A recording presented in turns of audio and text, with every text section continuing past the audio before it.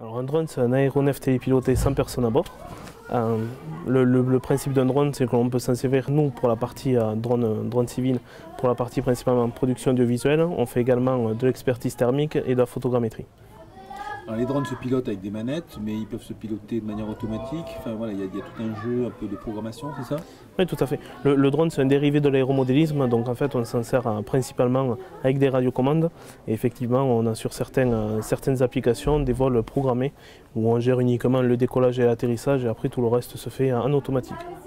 Alors pour l'école, hein, pour l'enseignement, en quoi ce produit ou cette technique, cette technologie peut être utile en classe? L'intérêt, c'est que c'est un outil pédagogique qui peut être mis en place dans le monde éducatif, que ce soit au collège ou au lycée. C'est vrai que le drone, c'est un peu le vent en poupe en ce moment, c'est un best-seller, hein, c'est le jouet qui s'est le plus vendu à Noël en 2014 et en 2015. Donc c'est vrai qu'il y a un vrai attrait de par les jeunes et les ados du drone.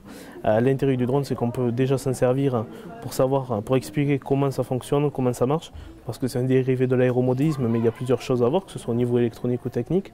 Et après, au niveau lycée, on peut réfléchir à la conception de A à Z d'un drone, parce que c'est vrai que les lycées sont de plus en plus aussi fournis en imprimante 3D, donc on peut concevoir son propre drone et ses propres pièces à l'aide d'une imprimante 3D.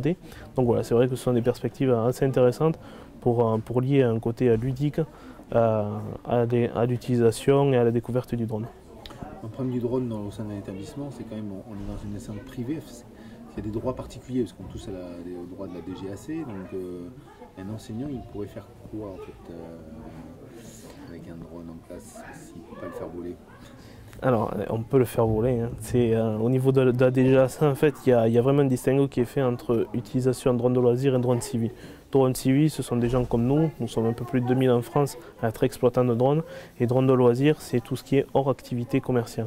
Donc, dans le cas du drone de loisirs, il y a des principes très simples et très basiques à respecter au niveau de la réglementation, c'est-à-dire ne pas survoler le public, respecter une distance de sécurité de 30 mètres, faire en sorte que le drone n'atteigne pas les 150 mètres au-dessus de 150 mètres d'altitude, chose qui est très rare parce que même nous on y va très rarement.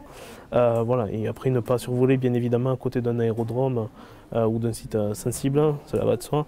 Donc un enseignant peut tout à fait utiliser dans le cadre de son établissement, bon, peut-être un peu en dehors de la cour d'école où il y a des enfants, un drone avec une classe. Oui, ça se fait déjà. Le but c'est vraiment de baliser une zone de vol où il n'y aura personne. Et après les élèves qui vont piloter les drones respecter une distance de sécurité entre la zone de vol et la zone de pilotage.